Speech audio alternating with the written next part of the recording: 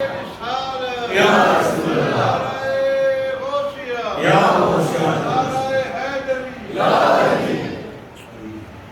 دیکھو اب مجھے 1400 سال میں گزرے ہوئے قرآن پر عمل کرنے والے لوگوں پہ غور کرنا ہے، کوئی ایسا بندہ ڈھونڈنا ہے جس بندے کے اندر مجھے یہ تینوں صفات اکٹھی نظر آئیں۔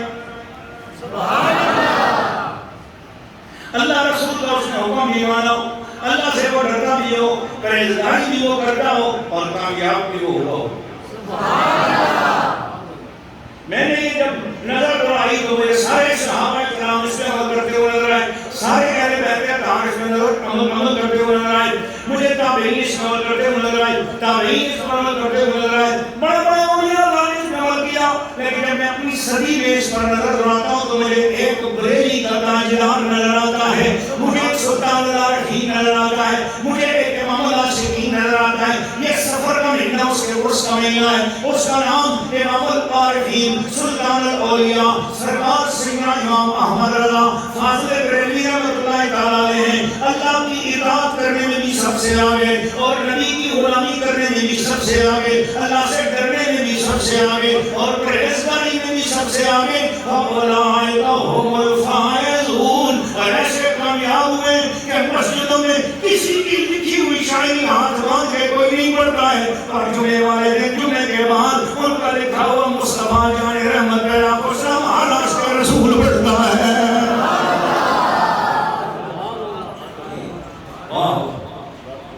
بریلی کے تاجدار امام محمد رضا فاضل بریلوی رحمۃ اللہ تعالیٰ علیہ سارے بولے رحمۃ اللہ علیہ۔ آکسفورڈ یونیورسٹی میں اس وقت دیر آر 7 بینچ 7 بینچ بن چکے ہیں وہاں پر، جن پہ حضرت کی زندگی کے مختلف پہلوؤں پر پی ایچ ڈی کی جا رہی ہے۔ مکہ یونیورسٹی میں ان کے نام کی پی ایچ ڈی ہوئی ہے، مدینہ یونیورسٹی میں ان کے نام کی پی ایچ ڈی ہوئی ہے، ریاض یونیورسٹی میں ان کے نام کی پی ایچ ڈی ہوئی ہے، اور ہندوستان کی کئی یونیورسٹیوں میں ان کے نام کی پی ایچ ڈی 102 پی ایچ ڈیاں اعلیٰ حضرت کے نام پہ ہو رہی ہیں۔ کیا ہستی ہے! 102 پی ایچ ڈیاں فلاسفی آف ڈاکٹریٹ کی ڈگری انہیں حاصل ہوگی جو اعلیٰ حضرت پہ لکھیں گے۔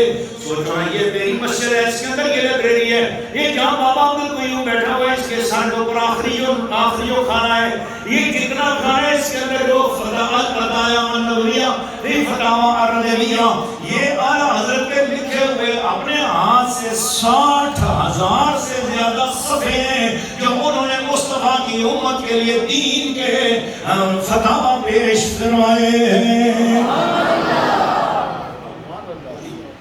امام محمد رضا فاضل بریلوی رحمۃ اللہ علیہ مولا نے ہر علم کے شعبے سے نوازا تھا۔ بعض بزرگوں نے احتیاط کے ساتھ بولا ہے تقریباً 99 علوم تھے، 99 علوم تھے جن پر اعلیٰ حضرت کو دسترس حاصل تھی۔ بولو سبحان اللہ۔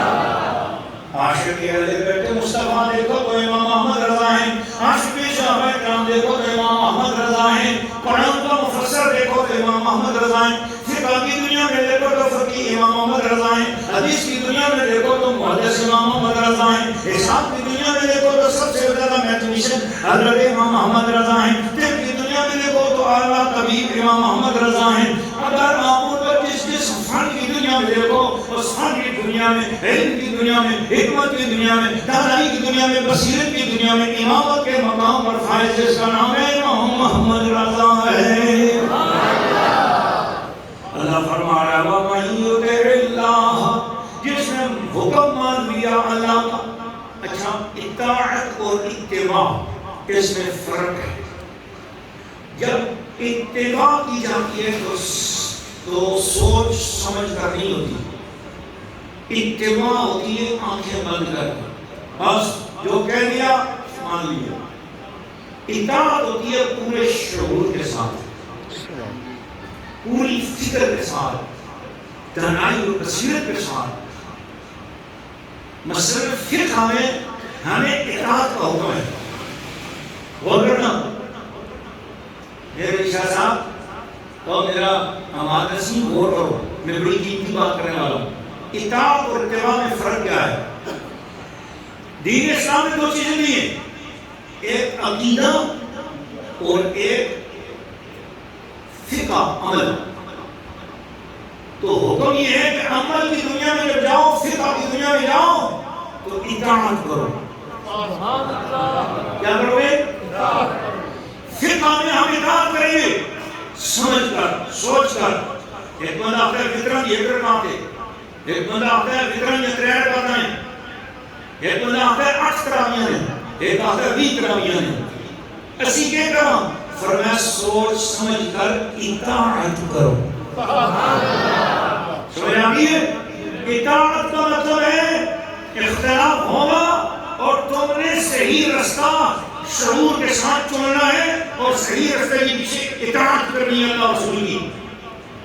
تو جس میں اختلاف کی گنجائش ہو اطاعت وہاں ہوتی ہے، وہاں اطاعت کرنا ہے. اس لیے اللہ نے فرمایا من یطیع اللہ ورسولہ، جو اللہ اور رسول کی اطاعت کرے فقہی معاملات میں، عمل کی دنیا میں. لیکن عقائد کی دنیا میں اللہ نے اطاعت کا حکم دیا.